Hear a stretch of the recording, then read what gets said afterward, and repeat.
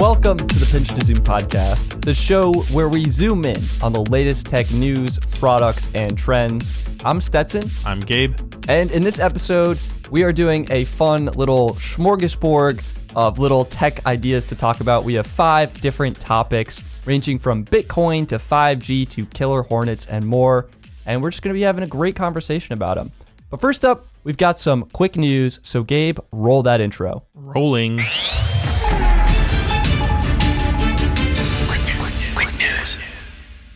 First up in quick news, we of course have all the new products that we've seen launched since our last episode.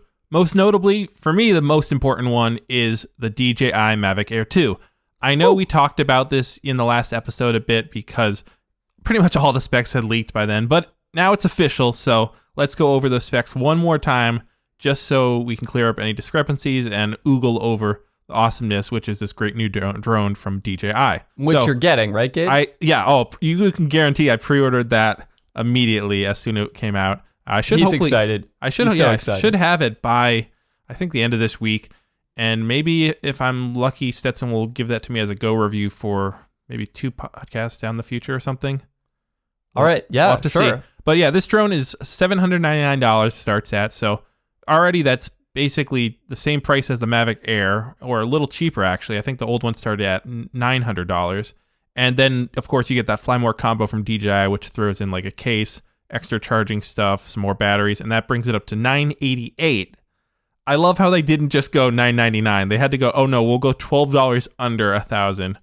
That is, I guess, going to make people want to buy it. That makes it better. That people are going to want to buy that. I mean, it's a little bit mentally, but basically you should figure if you're going to be buying this with tax and everything, it's going to be over $1,000, probably more, especially if you throw in that Fly More or the refresh thing, the DJI Care refresh. That way you get insurance if you crash. Exactly. I think that's a pretty good value. Yeah. Looking at the specs, it's actually a pretty incredible value because it actually is better than the DJI Mavic Air 2 in many ways. So you have 4K 60 FPS. Already that's better than the DJI Mavic Pro 2. You have 34-minute flight time. That's an improvement. You have a 10-kilometer video transmission at full HD. Incredible. That's super solid. This is a very excellent drone. And the big thing, there's a couple big things.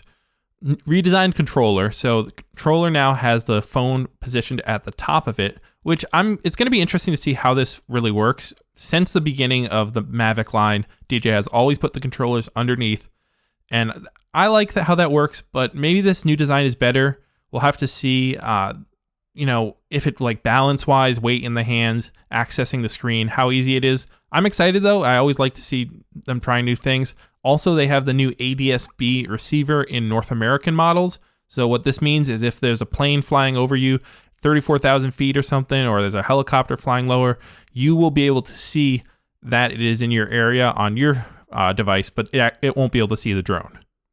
Okay. It basically just improves the drone pilot's situational awareness, and makes you, you can be like, all right, I know now that there is a plane over there. I probably shouldn't go over there, even if it is 10,000 feet up. That's good. To be cautious. Helps pilots be more careful, more cautious while flying. Yep. DJI also had another drone come out. Is that true? Yes, they did. Now this, while you may be able to buy the Mavic Air 2, pretty reasonably priced at $799. This next drone is one that you most likely will never be able to fly or own. They don't even put a price out actually on the website. Estimates for it are around $8,000 at least just for the drone itself. And this drone is called the DJI Matrice 300. So yeah, it's not for your average consumer. You can guess with a price tag like $8,000, $10,000. And that's just the drone, adding in extra batteries, which most definitely need, maybe a battery charging case that they have that charges multiple batteries at once. That's probably a couple thousand. Adding in the thermal camera. They have this thermal camera they're calling the H20T, which has 4 cameras actually in one. It's a 12 megapixel wide angle, 20 megapixel 20x zoom camera. You have a LiDAR camera, and then you have a thermal camera. All in one array. Yeah, right. Additionally to that, you can mount 2 other payloads on there. So say you could put a spotlight on there, and you could put even another camera on top. So you could have 3 things mounted on gimbals on this drone. This is going to be a powerful drone, and I think DJI is really expanding into the more commercial drone industry, and that's who this audience is for. Well, I know this is quick news, but I just want to digress quickly about two things that really excited me about this drone. Number one, the ability to have multiple people controlling the drone at once. Now, this is cool because you could be teaching someone to control a drone with two different transmitters. Say someone's flying and you can immediately take over with your transmitter. Or if, because you have to maintain line of sight, say you wanted to start flying the drone, send someone maybe 2,000 feet down the road with another controller, they could pick up the drone once it came into their line of sight and continue flying it in that direction. So that's a very unique feature. Really cool and really great for search and rescue and like police chases and stuff. Exactly. And I think the Mavic series of drones and some other drones can support dual controllers for one doing the camera, one doing controls, and possibly teaching the other. But it was just with that the controller and the camera. This is adding new functionality basically. That's great. And was there a second? There was. This thing hopefully will make it to the commercial line or the consumer line. This feature, because these drones are often used for inspecting, water towers, bridges, cables, everything from, pretty much anything. They added this feature where if you go out to the job, you fly the drone up, say you're inspecting a bridge, take pictures of every truss point and where the bolts are, and you can save not only the waypoint, but you can actually save the image, and the drone will remember it so that, all right, next time you come out 3 months later, it'll go back to that waypoint and line up the image exactly so it's taking the same exact framing, that is perfect. That's brilliant. It's incredible. Unbelievable. I would love to see this brought to the Mavic line, maybe with the Mavic 3 Pro or Mavic Pro 3, whatever you want to call it, so that you could, come to some spot, take a picture, come back 3 months later, take another picture and do a cool seasonal change, or even do a video 8K time lapse where you transition from winter to summer. Oh, the possibilities could be gorgeous. Yes. Absolutely amazing. I love it. So we also had some other new products from other companies. Gabe, I know you love your drones. DJI, so many new things. Yes, but we have to move on. Sorry. Yeah. So other new products we had a bunch of new computers coming out, a lot of new stuff from Microsoft. I know we usually talk about Apple and they had something new too, but let's start with Microsoft, not be complete Apple fanboys. You had 4 new products dropping from Microsoft. First up, you had the Surface Book 3, which is I would call this a laptop, but it actually has a detachable screen which functions like a tablet. Exactly. That's a great way of putting it. It's like if the Apple MacBook Pro had a detachable screen. Well, I'd say the MacBook Air probably more. Okay, MacBook Air. Yeah. I mean, it's somewhere around this there. Starts at $1,600, so it's not cheap, but it's expensive. This does offer, pretty professional level performance in a laptop form, and the build quality has definitely gotten better on Microsoft products, so I'd say go try it out at Best Buy, but obviously, that's not happening currently yet. So maybe wait till stores are opening back up and do that. Next up, we had the Surface Go 2, which while the Surface Book 3 was pretty expensive, this is actually only $400 starts at. And this is kind of like the iPad Mini of sorts of the Surface lineup. It isn't much smaller than the regular Surface, but it's definitely, the cheaper hardware, less premium finish and stuff. But for $400, that's incredible that you're getting a touchscreen multifunctional tablet. It's crazy to me to think that these computers are cheaper than new smartphones that are coming out. Yeah, you could get 3 of these for the price of one Samsung S20 Ultra or whatever. It's unreal. It makes me appalled that all the money I spend on smartphones, these laptops to me almost seem cooler. Maybe you got to get into reviewing Microsoft laptops. Yeah, I guess come to think of it, maybe it wouldn't be that expensive to do. Yeah. And they probably hold their value a little bit better as well. Right, and maybe more functional. I'm not quite sure. But finally, rounding out the Microsoft products, you got 2 new headphones. You got their Surface Headphones 2, which are their follow-up to the Surface headphones. These are their noise-canceling over-ear headphones, kind of like the Bose Headphones 700 and the Sony ones. These are nice for wearing on planes and stuff.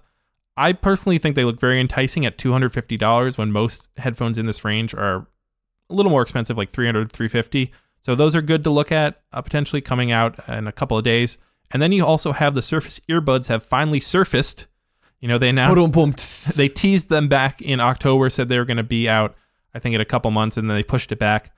These are basically their follow-up or answer to the AirPods, and they're $199, which interestingly, the Google Pixel Buds 2 also just came out around this time, and they're only $179. So if you're looking for headphones and you don't want, or earbuds, and you don't have to go with Apple earbuds, potentially look at either the Pixel Buds 2 or the Surface earbuds.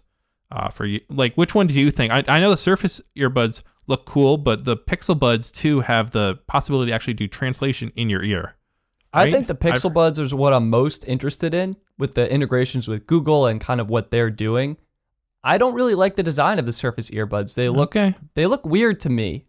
I think I'd like to try them before really assessing them, but the style is definitely a very unique look.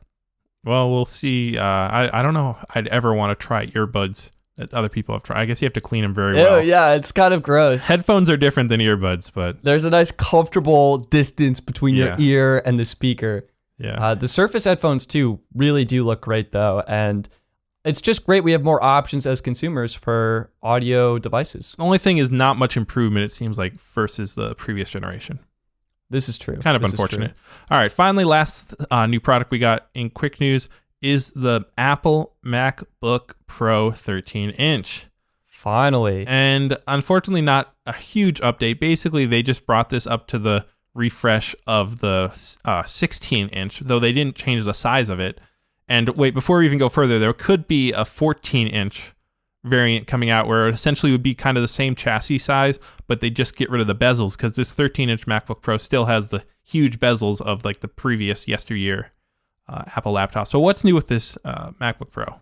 So basically for the baseline entry-level MacBooks, you're getting the new keyboard, which is, they eliminated the butterfly switches and went back to the old style scissor switches.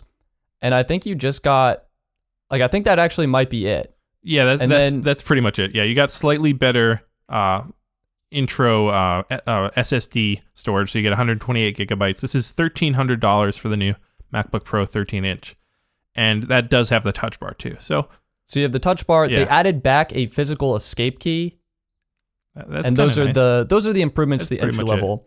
And then you bump up to the pro level. Well, not the pro level, but you spend more for the higher end MacBook Pro, and all of a sudden you're getting an improved processor, you're getting faster memory, and you're getting, I think, so it's the 10th gen Intel processors. Yeah, the newer, RAM. Slightly newer. Yeah. So it's definitely going to be interesting for people looking for a low-end MacBook, if they're going to go with the Air or the MacBook Pro 13-inch. Very comparable, one's slightly lighter, one's, slightly better screen, has that touch bar functionality. I don't know what people are going to go for. I know there's going to be a lot of comparisons online comparing those two, and we'll leave it to them. Finally, actually, I want to add one more thing. I know we talked in the last episode, Aperture releasing their weekly lights. Yes. Anything new? Is my RC LED light here? Yeah, unfortunately, no. Oh, still no RC. Why would you bring this up? I know. That's why I brought it up. They released these new lights called the Lightstorm 60W, 60D, and 60X bicolor. These are basically smaller LED focusable lights. They look pretty cool. I don't think they actually even have a price on them yet, but yeah, they have no price or availability, so that's why I didn't really want to talk about them too much. But we still got one more Wednesday left of Aperture announcements. Let's keep our fingers crossed that we get your smart bulbs. Double crossing all my fingers. All right, that looks painful. But all right, let's move on to software now. First up, speaking of Apple and their new MacBook Pro, they actually have their WWDC event scheduled for June 22nd. So WWDC is Apple's worldwide developer conference. Typically, they host all of the developers. Where is this going to be taking place this year? This is going to be online. We're moving everything online. Oh, yes. Which is actually a good thing, though, for people who can't attend it, and can't get to California. This year, you could possibly attend it. Right. Yeah, I think Apple is pretty good about uploading all the sessions online, either after the event or potentially live. But now everything's just going to be available for developers. So I think it's going to work out and it's going to be nice. Typically, this is where they show off the new generation of Mac OS, iOS, and now iPad OS, and I guess also Watch OS. And we get to see all the new features debuted before the betas are available in the summer, and then the public releases are released in the fall. So I love it. I'm excited about it. Speaking of Apple again, they are now pairing up with Google, and they've revealed how their COVID-19 exposure notifications will be handled. The new beta releases of iOS are detailing that basically if you enable this feature if your phone pings another phone in a nearby area that person has COVID-19, it'll give you a notification. And then you can go into the app settings and say, here's my test number. I have tested positive. And it will let other devices that your phone has come in contact with know that they may have come in contact with someone who's potentially contracted COVID-19. Yeah, I like how they have it that it's not like, it's not super easy to just go in and say, I have COVID-19. And then, you have to actually like scare everyone. Yeah. So you're they entering work with your the health actual providers. Yeah. Yeah. And the other news that I thought was interesting is Facebook announced Messenger Rooms, allowing you to video chat with up to 50 people at once. Now, have you used this? I have not used it. I'd be very interested to give it a try. See, I used it with some friends this past weekend and the weekend before, and I really liked it. I know a lot of people have been using Zoom. A lot of people have used FaceTime. I actually haven't used it with I've used it with 3 or 4 people, and not more than that. The problem I find with FaceTime is you need to have a group chat already in place in iMessage. I don't have that with a lot of people I want to talk with. And so the Zoom link system of just sending a link, join this meeting, has worked really well for us. I'd be really curious actually to hear more about Messenger Rooms and I really liked the way I joined it was kind of similar to the FaceTime way, where we had a messenger group, right? Yeah, and we're like, hey, let's have a Saturday hangout. Everyone drink and have some fun, and it was pretty good video quality overall and experience. I do like they have filters, which is so stupid. Gosh. Who's gonna use them? But it's kind of fun. They have face filters, they have background filters, and they have lighting filters, as well as they also have some like group game things. I didn't really get into that much, but overall I thought it was decent quality comparable to the other services. It was very easy to use. The one thing I think all these services are missing, which I don't know if we'll ever get, is some way to, like, say you have 8 people talking, if you're in a group setting where you have 8 people talking, you can kind of focus on, like, 2 people could be talking together and then 6 people could be having a conversation, right? And you can kind of have little. So you want like breakout rooms, kind of, but not breakout rooms. Just some way for it to decrease the audio of others to figure out who you're talking to, right? This sounds almost too intelligent. You basically want a real world situation where your mind can zone out everyone else and only focus on the person you're talking to. Exactly. And then drop the levels and then bring everyone back up when you're done talking. Yeah. Gabe, you are a tech dreamer and I love it. Maybe we'll see it.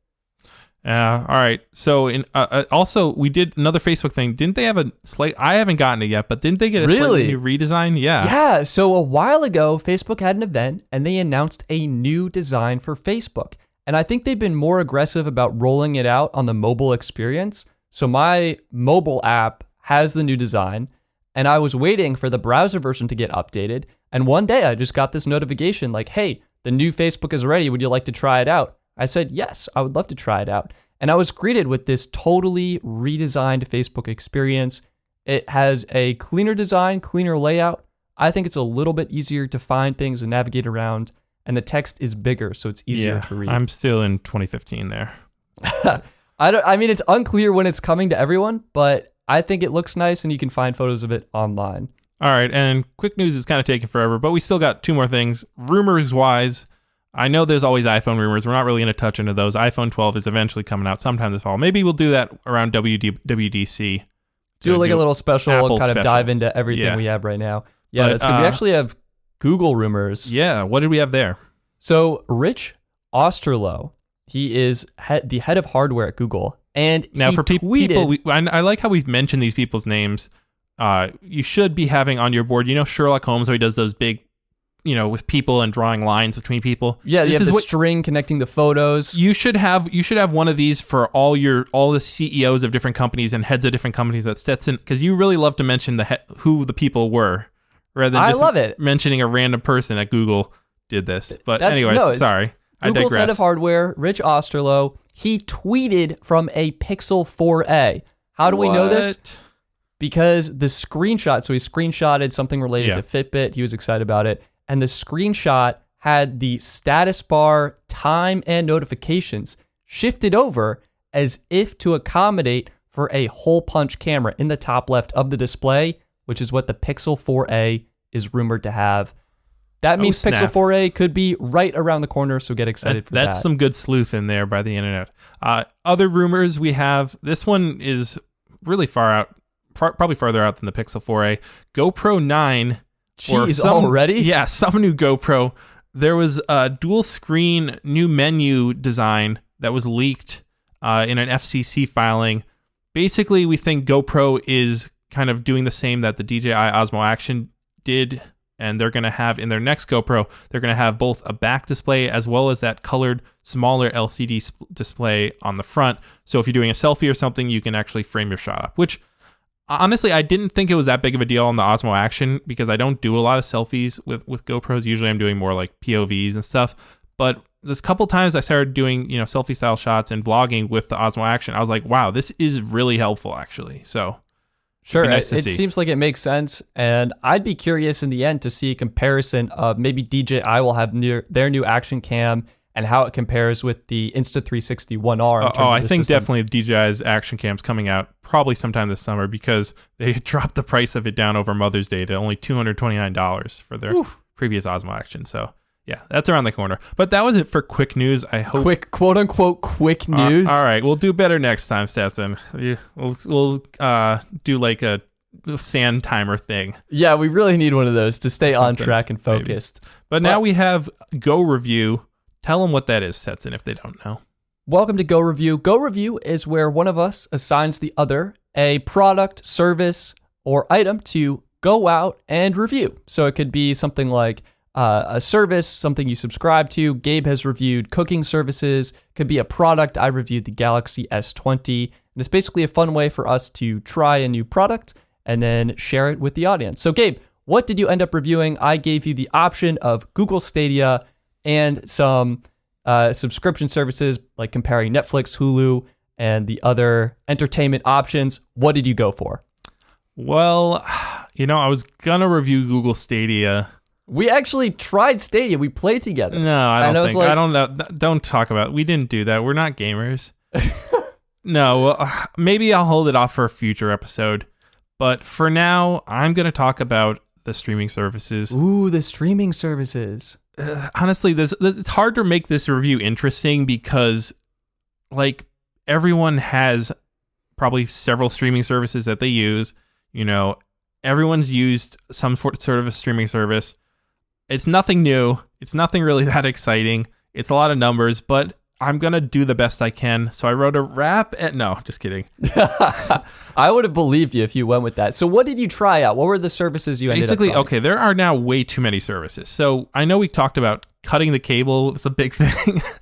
I would presume people are actually doing that now because sports have stopped. And that was the primary reason to keep your cable bill, was to watch live sports. Cutting the cable was all fine and dandy when the next thing you did was, all right, I sign up for Netflix and I have everything, or I sign up for Netflix and Hulu. Now there are so many. Okay, so here's the ones I just included on this one were Disney Plus, Netflix, Hulu, Amazon Prime, HBO Now / Max, Apple TV, and Quibi. Those are seven right? services.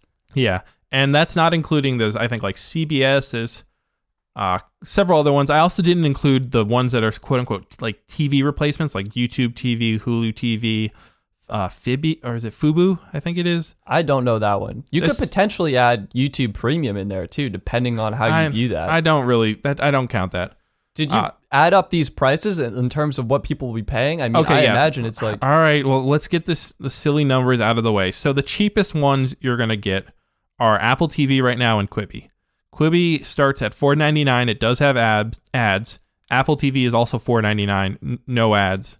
Both are only original content, though. I also want to add... Apple TV, you get free if you buy an Apple product this year. I guess I'll just let you do the Go Review. This is my Go Review. Yeah, what are we doing? You think I'm not prepared?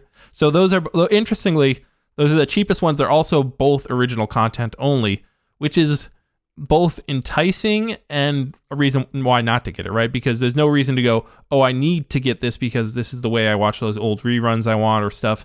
It's more like, oh, I want something new to watch. Oh, this platform has a bunch of new stuff. Personally, I would definitely go for Apple TV versus Quibi. The experience is way better.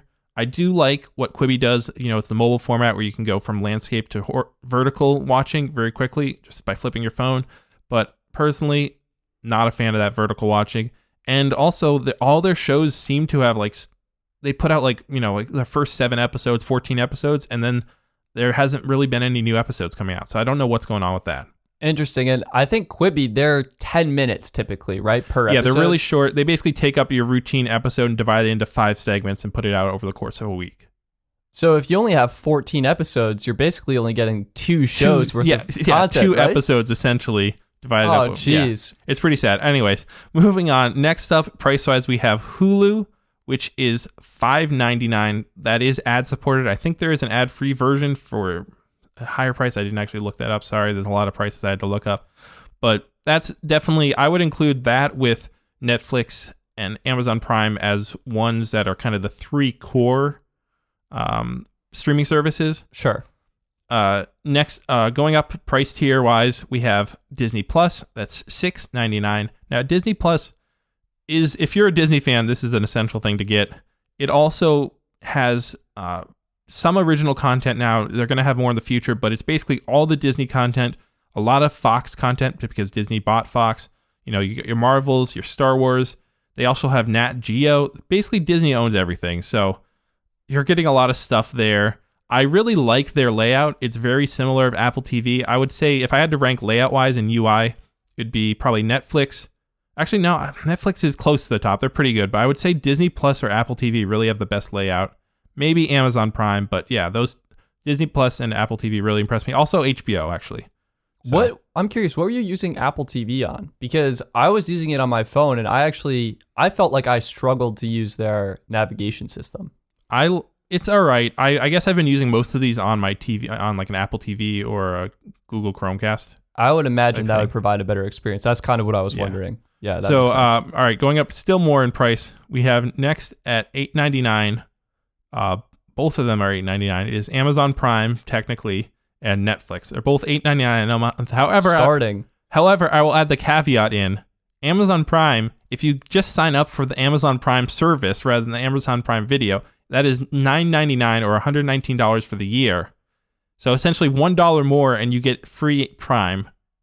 And you get Prime TV. And you get Prime TV. Or what? Yeah, vice versa. Which I don't know which one you're getting free with what. But I don't know. I don't know why you'd pay for Amazon Prime Video at $8.99 and not get Amazon Prime. Free shipping for $12 extra a year. That is so worth it. That's interesting. Well, there's even more bonuses. I think you get like free photo storage, 5 gigabytes, or there's a bunch of different stuff.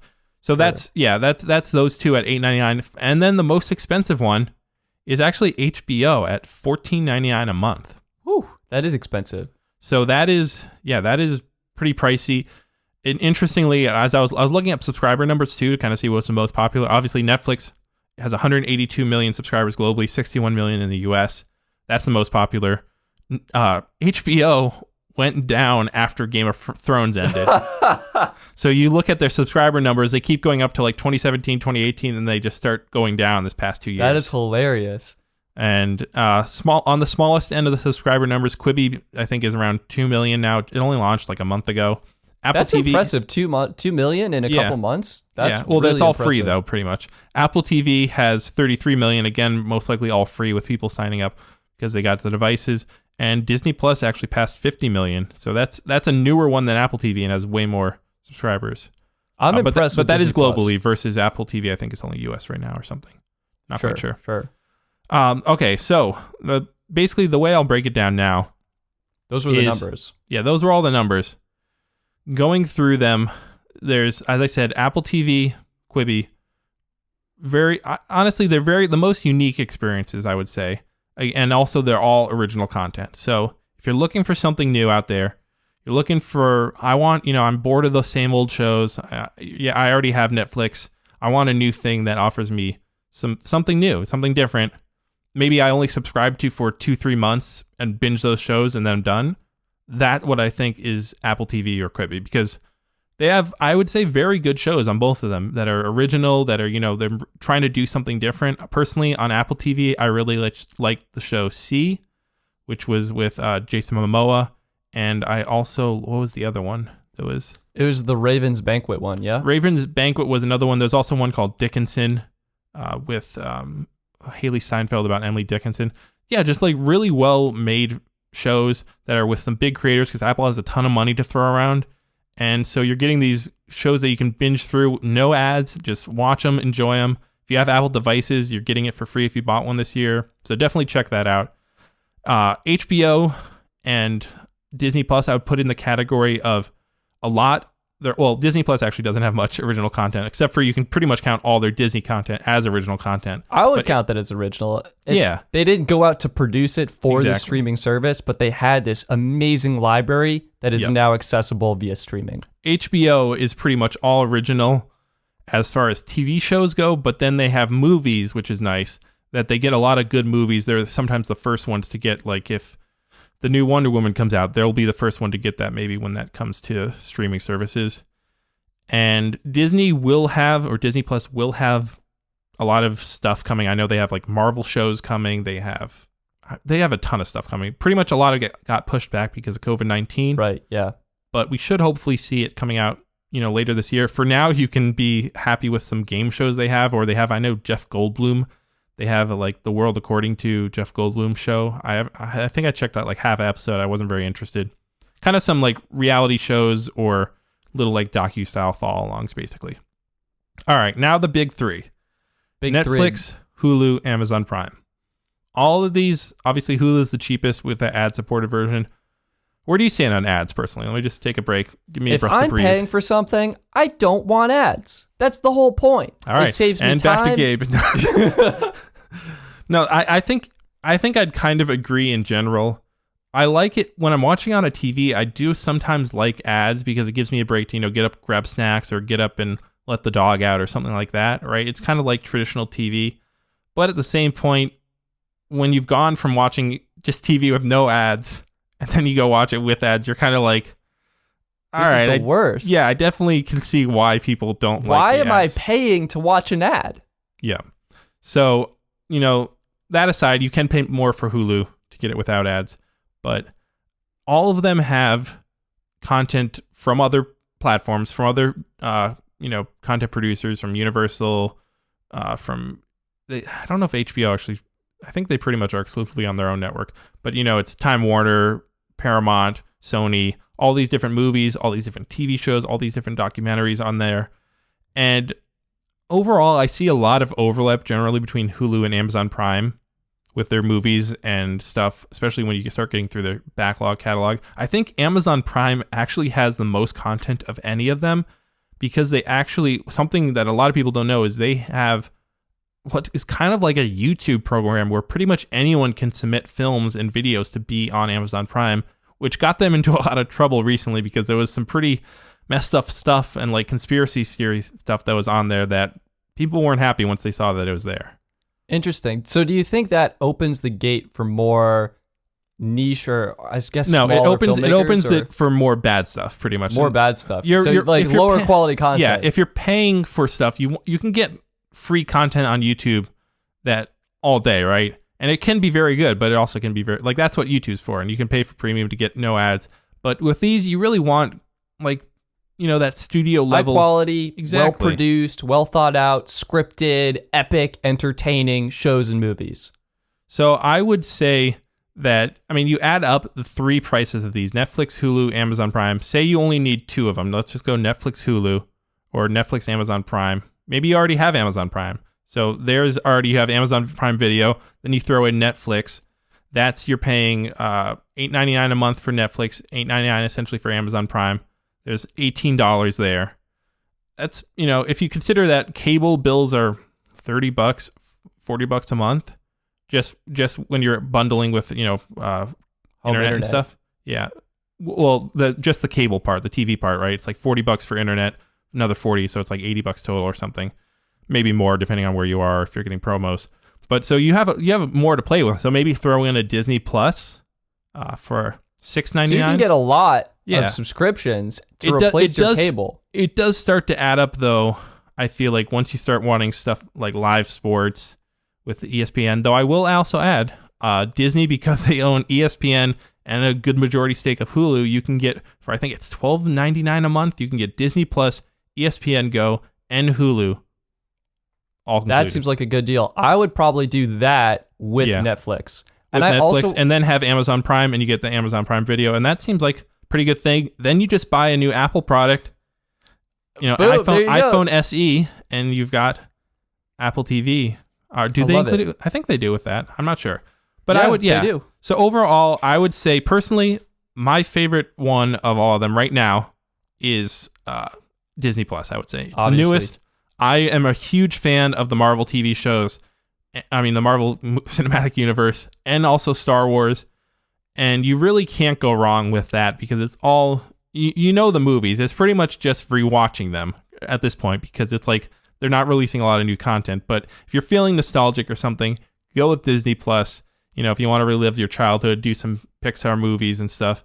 If you just want, you know, maybe you don't have a streaming service and you want to go out and get one, or I don't know, you had to discontinue them, you want to start a new one now, I would go get Netflix. If you really can't afford a quote-unquote standalone streaming service, maybe go with Amazon Prime because that gets bundled into the Amazon Prime, right? So you get Amazon Prime Video with the Prime service. I would almost consider doing the Disney Plus bundle with Hulu because then you're getting all your Disney favorites and you're getting Hulu for the TV shows. So maybe do that and the Amazon Prime that you already have, and there you have four streaming services right there.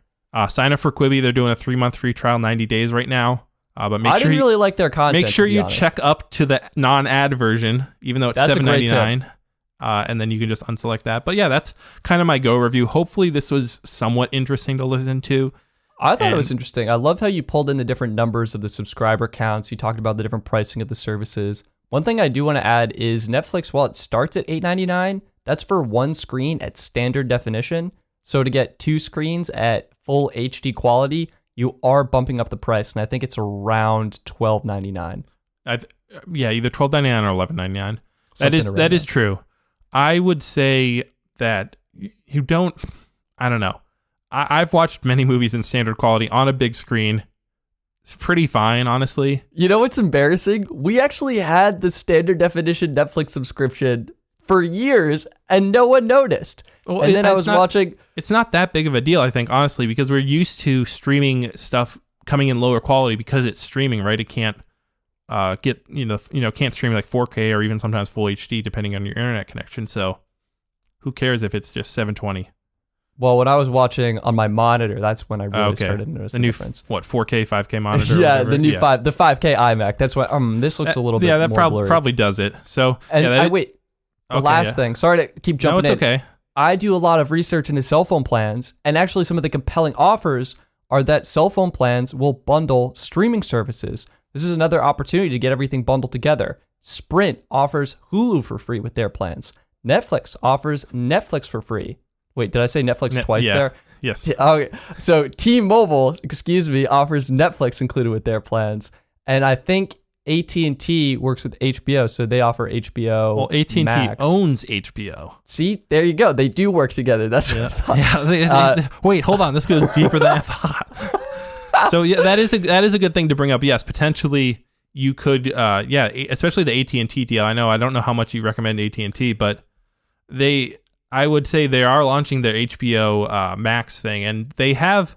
Actually, I would say for the original ones, they're probably one of the best. If you're especially like Westworld is my favorite show. I love that show. It's incredible. The problem is they're very short seasons, like 8 episodes. So that's the original content services like Disney Plus, Apple, and Quibi and HBO seem more like the ones that you sign up for. All right, let's sign up for 1 month, binge the show that just came out, and then discontinue my subscription.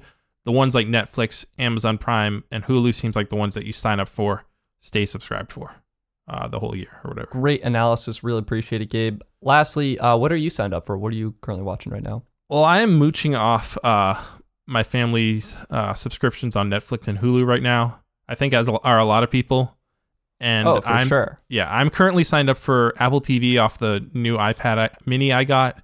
I'm signed up for Quibi off the free trial that I got. I'm paying for Disney right now currently because I was super nostalgic about the 1 year anniversary of the Avengers Endgame coming out. Had to rewatch that, of course, a couple times.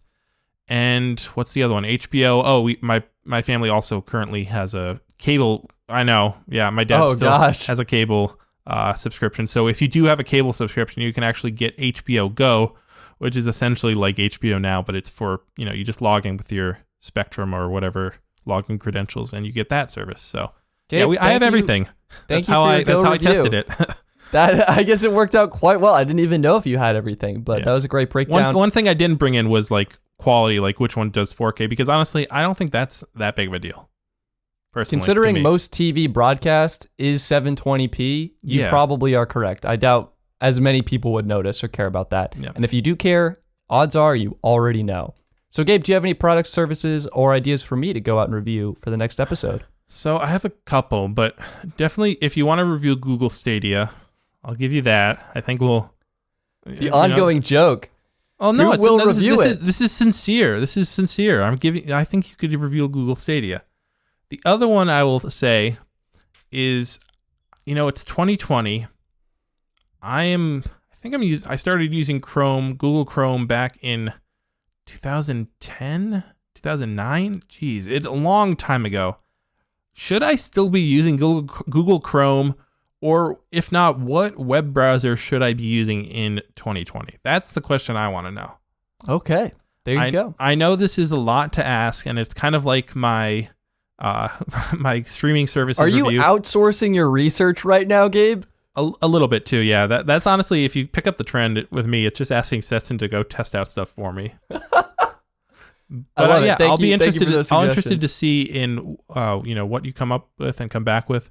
And maybe you can do some screen recording stuff and we upload it on a YouTube channel to show people. I don't know. Have fun with it. We'll figure it out. I've got 2 weeks and I'll get back to you. Next up on the podcast, we are getting to our main topic, our mishmash. We've got 5 exciting things to talk about here. Or roulette of sorts, right? Random chance. Random chance. So we've got 5 topics: the Bitcoin halving, 5G, killer hornets, how COVID-19 is affecting tech, and our monthly favorites numbered 1 through 5. I've got a dice. Is it a die? I have a die here. I think you got one. I got a dice. Multiple a dice. Die. Oh, yeah. So I have a dice here. Thank you, Gabe. Yep. And we're just going to roll it. First topic is 1. Bitcoin halving / cryptocurrency. All right. And we're putting 5 minutes on the clock for each of these because we're going to keep these actually short. Little shallow dives in and then moving on. So let's start the timer and let's talk about Bitcoin halving and cryptocurrency. Stetson, let's see what your knowledge is on this subject first. So I had to do a little bit of extensive research, and I think we should start with what Bitcoin is. Bitcoin is cryptocurrency, and it was created on the system of blockchain, right? Yep. Where basically every transaction is recorded with blocks, and these blocks contain data for who the digital sender is, who the receiver is. All right. Well, and how much is being sent. You've already veered off a little bit. You're pretty close. Well, it's okay. Well, you think I'm off? Correct me. All right. So I would say blocks are actually like, imagine, you have your bank when you do a transaction or you purchase something online. Yeah. The data, like say you take $90 out of your account and transfer it to someone else. Say you buy something. All of that info is put into the block. So that the block is actually a ledger of all the transactions that have taken place. And every 10 minutes, there's a new block that is created. And then more transactions are put into that. So basically how this works, they call it the Bitcoin halving is basically where the reward that someone gets for quote unquote mining a new block or starting a new block goes down. And the word Bitcoin mining is completely confusing. It's arbitrary. I think it was made because the creator intended the currency to mimic gold. Yeah. And so you would mine gold, so you mine Bitcoin. It makes sense, but what the best way to explain how Bitcoin mining works is that you have a bunch of people with computers around the world that are all trying to compete for that new block, and basically how they get the right to write that new ledger or write that block is they have to guess, kind of like it's a massive guess the number, basically. Essentially, it's a lot more complicated than that. It's involving hexadecimal numbers and algorithms and stuff. But essentially, whichever person or whichever computer gets the closest to that number first, they get the right to write the ledger down for that next block. So say they guess the number, they go, all right, and Stetson transferred this much currency out to so and so. This person did this, and they can do one transaction every 7 seconds. They can write down. At the end of that 10 minutes, that ledger is then sent out to other computers around the world who verify that and make sure everything was accurate. But then that computer gets a reward for doing that. Currently, that reward is 50 Bitcoins. And then or actually, no, it's not. It started at 50 Bitcoins. Currently, I think it's 12 or 12.5. 12.5. And then I think around the time that we're recording this, or maybe the next day, it's going to be halving to 6, right? 6.25 6.25, yeah, basically. And so the big deal about this is that, these mine, it originally started where anyone with a computer could basically, quote unquote, mine Bitcoin. Now, most of this is done in server farms, which are these huge, like Apple has, like Amazon has, huge racks of computers that are set up specifically to mine Bitcoin, cooled so they can perform the fastest, transactions and basically be more likely to guess that initial number and get the rights to process and create that ledger. And the problem is when it halves, or what the reaction and the consequence and outcome of it, the halving, is that these people who are running these operations get less money coming in. And so it kind of depends on the value of Bitcoin. Yes, if the value of Bitcoin goes up, but initially it's going to be they're getting less money. So it makes it it makes it so a lot of Bitcoin mining operations aren't going to be profitable. But because there are also going to be less people potentially doing it, and the price of Bitcoin might go up as a result of less Bitcoin being introduced into the system, right? Because this Bitcoin the reward that's given is coming from thin air. It's poof, there's 6 Bitcoin to you. The inflation slows down and the price of Bitcoin probably will go up. Yeah, great analysis. We got about 1 more minute. Anything else?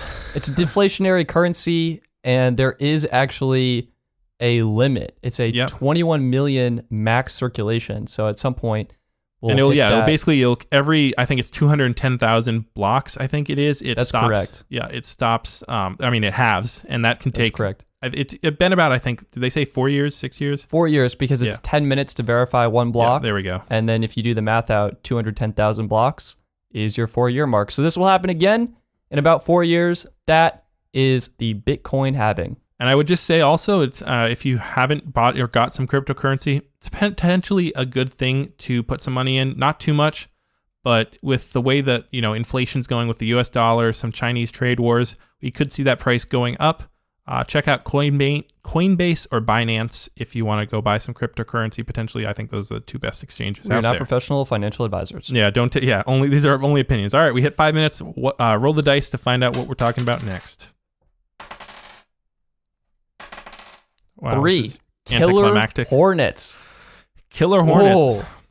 Oh my gosh! All right, I don't even know if I want to talk about these. First, go to Coyote Peterson Brave Wilderness's YouTube channel and my god, I saw that. Watch the video where he gets stung by one of these. I didn't see the full thing, but should we pause the podcast? Should I go do that? No, you don't actually have to watch it. I'm just telling the people maybe to go. The Keep audience. the podcast playing. Go to a different device. Watch it. No, don't really.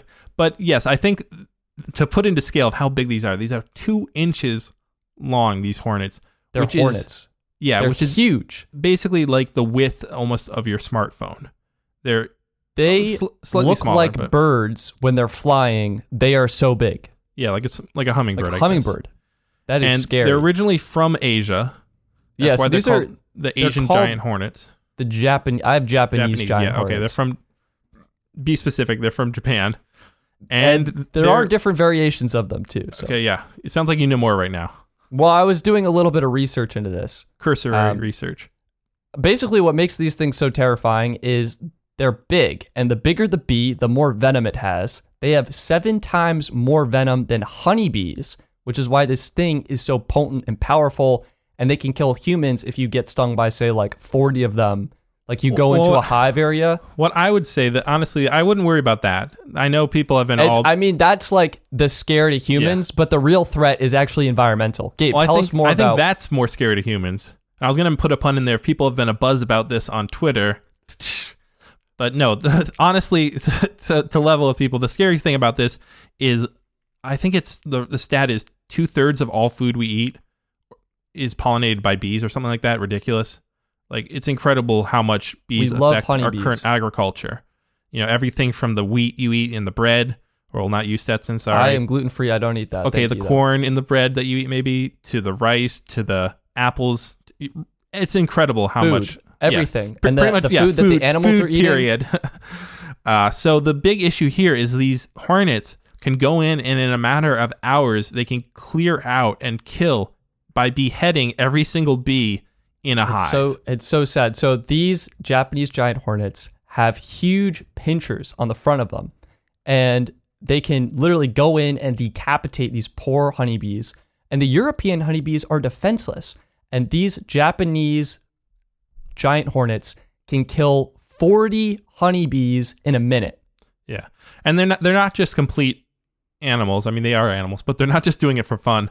They actually then take the thoraxes back of these bees to their hive to feed on.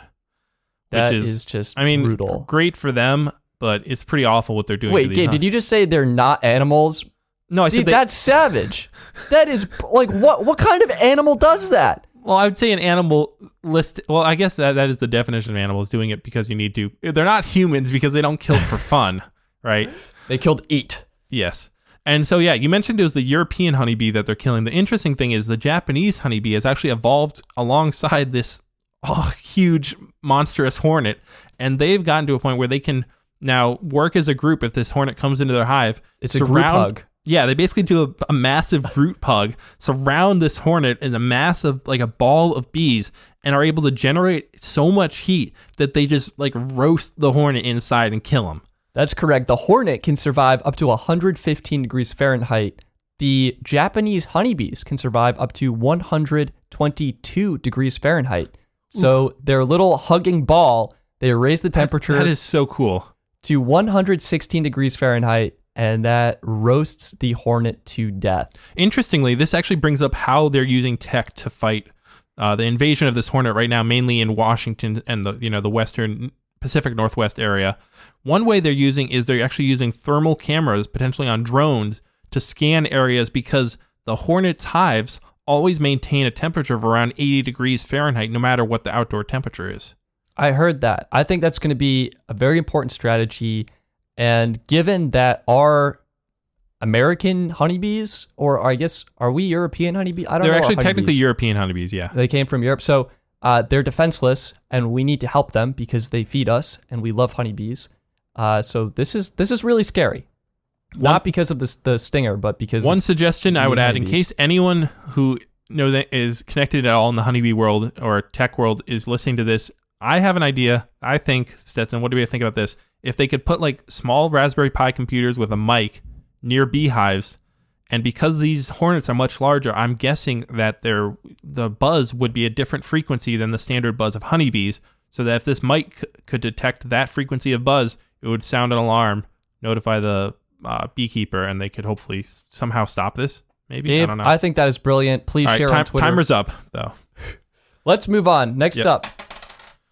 How many rows will it take to get this one? We still got 5G. 5 favorites. Monthly favorites. Monthly favorites. All right. It is the month of May. Stetson, what are your things that you're liking currently in the 5th month of this year?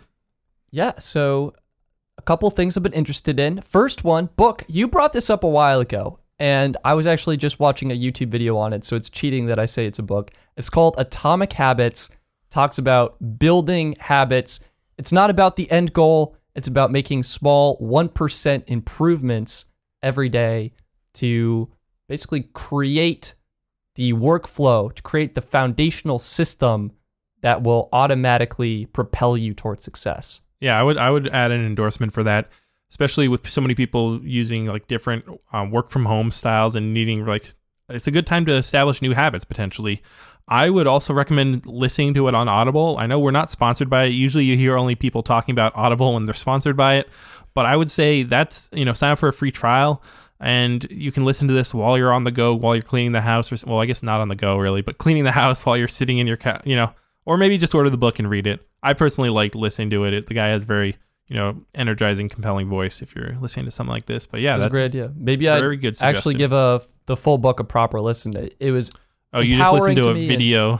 Yeah, I know. It was a short summary. Okay. That's another option too. Yeah. I would say one of my May favorites is, I guess, another kind of video media content thing, Community, the TV show. Now, I already watched this. This is back from 2013, 2012 or whatever. And, they did 6 seasons, but this is, I would say, probably one of the best like where the office is, the office is kind of like the office now. Everyone, That's correct. Everyone knows it. Everyone knows the memes. Everyone knows the jokes. If you haven't seen it, what are you doing with your life, basically? Is Community the same way? Because I don't feel like I've seen those kinds of jokes and stuff. Well, that's what I'm saying. Community is, I would say, this is controversial. I would say better almost than The Office in ways, but it's at least close to as good, and it's far less known, far more of a fringe kind of like, it's a unique thing that You're not basically a lot of people... recommending a high quality show on par with The Office that's just lesser known. Yeah.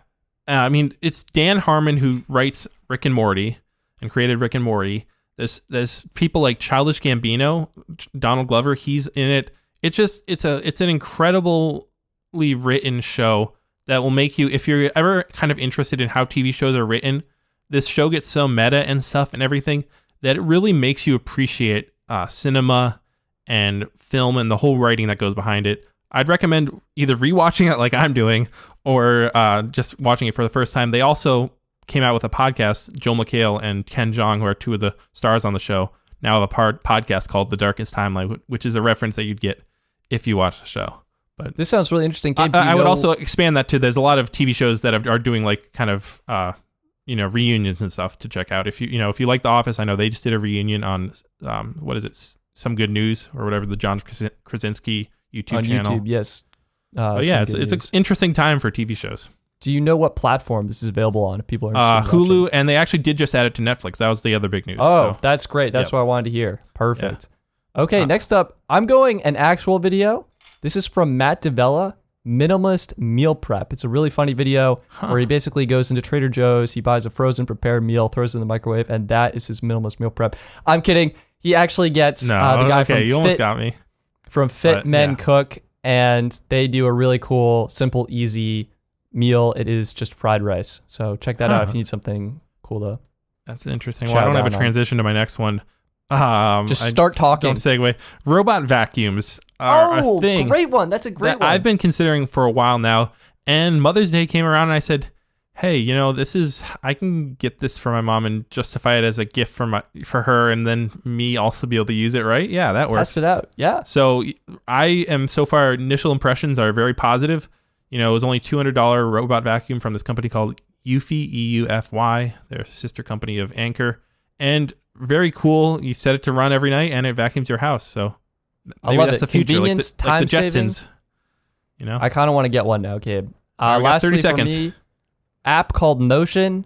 It's awesome. It's like a productivity toolbox.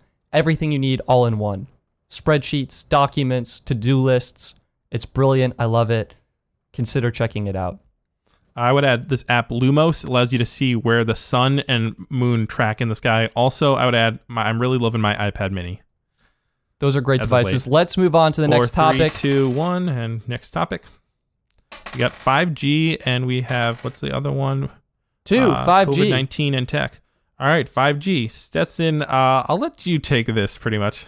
I'll do a quick little spiel here. Basically, what I'm interested in with 5G is the technology. Is how it caused the coronavirus. Gabe, yes, thank you for bringing this to my attention. This is a really important issue. Stetson, what do you have to say about this? Stay away from... No, 5G does not cause a coronavirus. That is not how viruses work. How do you debunk that?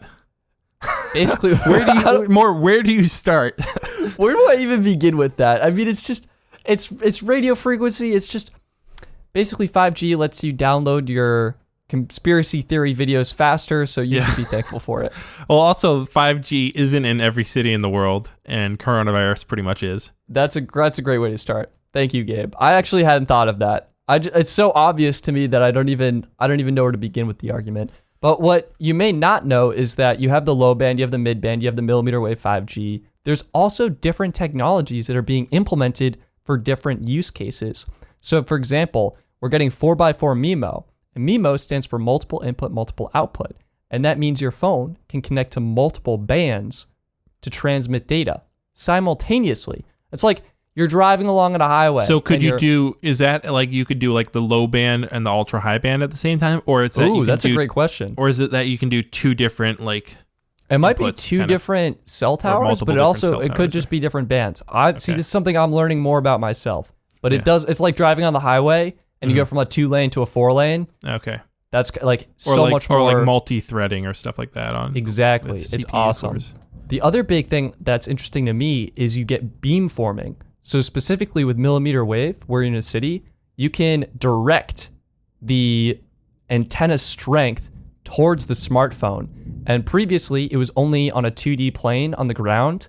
You can now do it in 3 dimensions. So if you're going up on an elevator or something, the cell tower can focus its signal strength on your phone as you're traveling up in a building or something like that. Is this the tech? Is this like the software that they put in the cell towers is doing that? What it's doing is the 5G antennas have a significantly larger array of antennas built inside of them.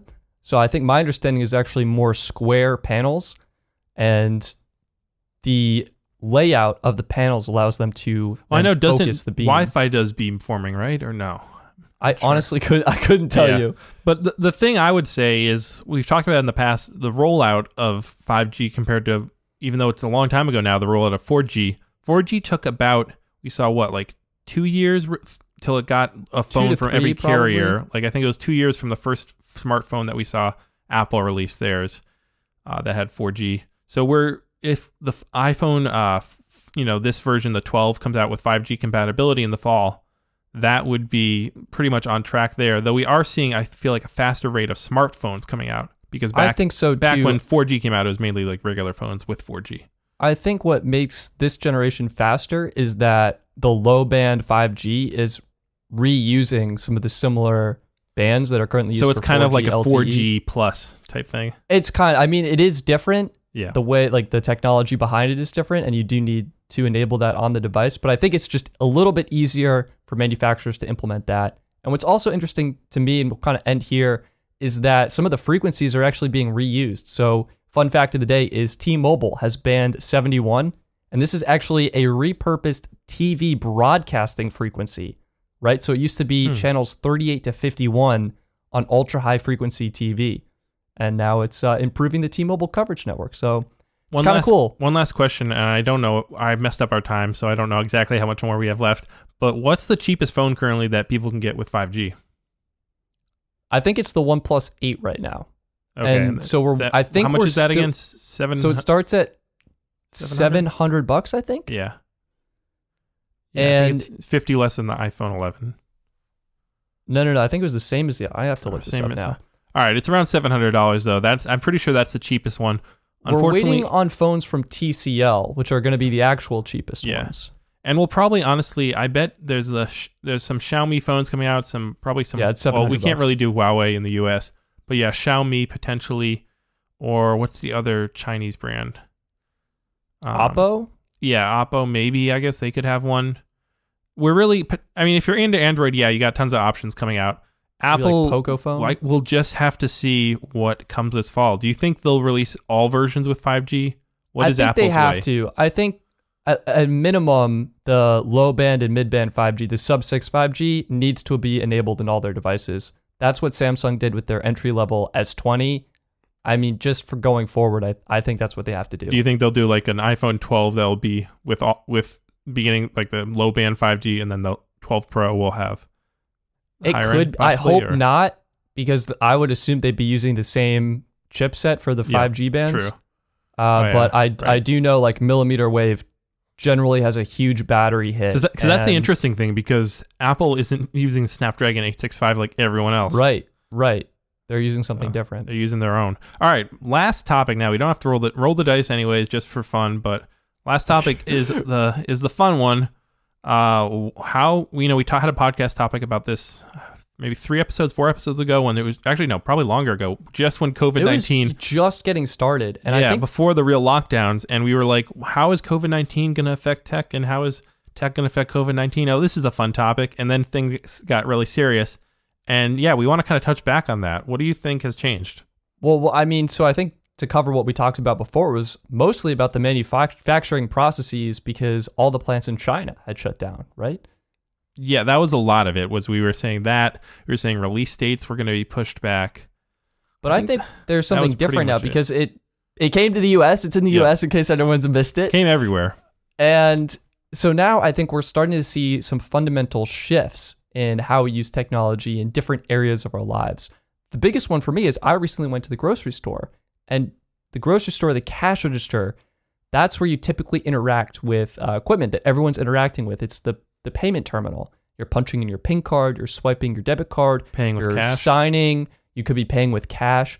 check. I think with the virus, this is going to be the push that is going to tip contactless payments over the edge. I could not agree more.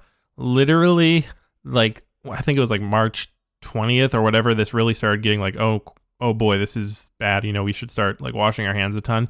My dad, my mom already kind of had it set up, but my dad definitely asked me to set up Apple Pay for him. And this is someone who's in their 60s who, like most people in that age or older, have been, they've heard about Apple Pay and stuff, but they've been pretty hesitant. Like, why cash? Cash works. It's easy for me. I won't lose it. And why do I need a switch? I have my cards. I have my cash. Yeah, they could. And he was like, cards. He was like, get mine set up now. And he's really loved it actually now. That's great to hear. I think this is just going to push it over the edge, and any places that were not previously accepting it, I really hope they do accept it. And I think it'll just be built into all the checkout devices that are getting released going forward. And I think Apple Pay is interesting because that they don't layer a fee on top, unlike, on top of the Visa fees and stuff, unlike places like Square and stuff. Interesting. I didn't know that. What I was going to say is potentially a bad thing we're going to see a lot of people using a lot more delivery and stuff. And do you think that's bad? It's bad and good. I love it. I love delivery, but bad, I think it's waste. We need new companies coming out with new delivery containers that are more eco-friendly as well as being affordable for the restaurants. What I want to do is get reusable bags. Like the person comes and I can just give them the old bags they had brought me before. In the age of a virus, that doesn't work. So I know, it's true. We're not even allowed to bring bags to our grocery stores anymore. But the second thing that's also bad is I know it was going kind of viral on Twitter and stuff, is there was this photo tweeted out of someone showing, I think it was DoorDash or Grubhub, not quite sure, but it was a restaurant. Some restaurant had shared like their invoice, or maybe the owner of a restaurant had shared the invoice of the previous month's Grubhub and DoorDash, like what they take. And it was incredible. Like, if you're thinking from a business standpoint, how are these businesses and small restaurants going to survive when this company's taking, all right, they're like a 30% fee. Then on top of that, we're taking this much for this surcharge, this much for this, and it's adding up. And it's like, they're almost taking like 40%, 50%, it looks like in some areas. Jeez. Like per order. That's basically the profit margin of the restaurant, I would assume. Exactly, right? Restaurants aren't that high profit anyways. Barely breaking even. Yeah. And I've heard you mostly make money on the drinks. Like those soft serve beverages are really high marked. And you don't really order that when you're... Yeah, you don't do that with takeout. So that's something that's changed that could be different. I wish... A lot of people ordering online too. I wish we see grocery delivery ironed out. I think that's a huge opportunity to be fleshed out and become more robust. We have one grocery store where I live that is partnered with Shipt to do that. Okay. And I think given the volume of grocery stores, hopefully those additional fees would have less impact. But yikes, for those smaller restaurants, that's tough. That's tough. One thing that's interesting is we mentioned the supply chains. We, originally thought, it's going to be like iPhones can't be made because the iPhone plants can't open. What it's actually looking like it's more likely going to be is that parts for these products can't, right? If you have, like, for example, the Tesla cars, they're, true, their plants might be able to open where they actually assemble the cars, but say there's one silly product that the plant closed down and then, like, there's some issues there. They got, COVID-19 outbreak, they had to shut down, and then they can't manufacture a whole car just because of literally one product potentially. So an interesting bottleneck in the manufacturing process. Definitely still rings true. RIP movie theaters, is that the future? Ooh, what do you think about that? There was some rumors that Apple was going to buy AMC today. Or no, not Apple, Amazon, sorry. Was going to buy AMC. Which I think that's a challenging environment. That's one of the areas where that's where people go. You could potentially open with 50% capacity and spread everyone out. I think it really depends on what does like the risk look like after we have quote unquote solved this. Like, is it still like, all right, COVID-19 still out there and you kind of got to worry about it? or is it like we're better, or maybe it'll be somewhere in between, and people wear masks everywhere they go, kind of like they've done in Asia for years now. I think and we're going to be we wearing just go, masks. hey, if I have to wear a mask, yeah, it's going to take a while to get used to, but I'd rather be able to enjoy like a lot of the freedoms, like going to the movie theater, traveling, going on planes, than having to give those up and not wear a mask. Sure. I could see TVs becoming more popular, though. What I'd love is a correctly color balanced TV, but still, I think those could become more popular.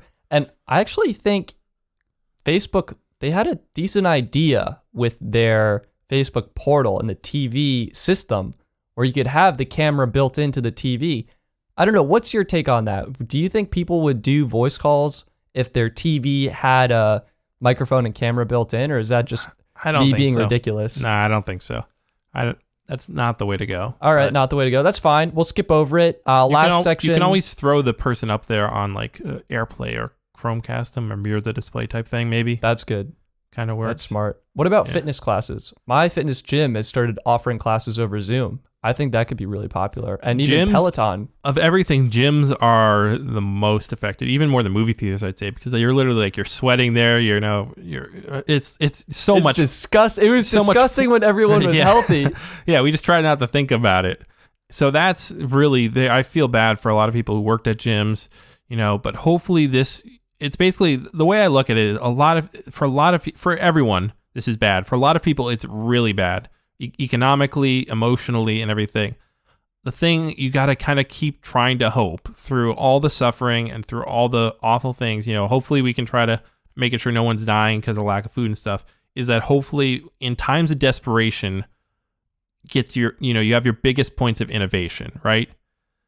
You look in history and there's the points, when there was, a famine, that's when they figured out a new way of growing crops or distributing food. Maybe it was when there was, a huge electricity shortage. They figured out a new way to transform the way they, send electricity.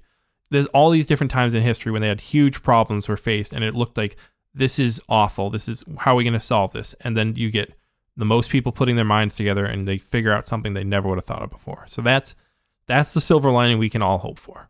This could be the most innovative time in recent history in terms of what could be happening. I think I do see home fitness equipment becoming more popular, though. Things like Peloton and like those services. After my inspirational thing, we're going to end with Peloton. I just went right back to the shallow end of the swimming pool. Yeah. Wait, are you sponsored by Peloton too? I have heard that they're back ordered forever, so maybe look to other. Even like Nordic Track is like back ordered 2 weeks. So yeah, I had a friend who had to wait like 3 weeks to get 25-pound dumbbells. Like, it's pretty bad out there. So it's hard. Yeah, I think that's all I have. Do you have anything else you want to add? No, that's pretty much it. I should have just wrapped it up after your inspiration. This was a juicy episode. A little bit of this, little bit of that. Hopefully you guys enjoyed it. Happy May. We'll see some more tech stuff coming out later this month. Hopefully, I don't know what's on the slate though. I did hear there's a rumored A7S3 for June. No way. Gabe, stop. Yeah. No But anyways, way. Let's wrap it up. Guys, thank you so much for listening. You can follow us on Instagram at Pinch to Zoom Podcast, on Twitter at Pinch to Zoom Pod, email us pinchtozoom.podcast@gmail.com. If you like this episode, please give us a rating on Apple Podcasts. We greatly appreciate it. Help support our podcast production. Or share it with a listener you think might find this enjoying. Either way, that's going to be it. I'm Stetson. I'm Gabe. And we look forward to talking to you in the next episode. Should we start having a question or something to open these podcasts up? Yeah, I was thinking like, what's the weather like? Jesus, Gabe. The weather? That's it? That's what you thought of? I thought a long time about that. That's like the default small talk. That's like the most excruciating thing to talk about.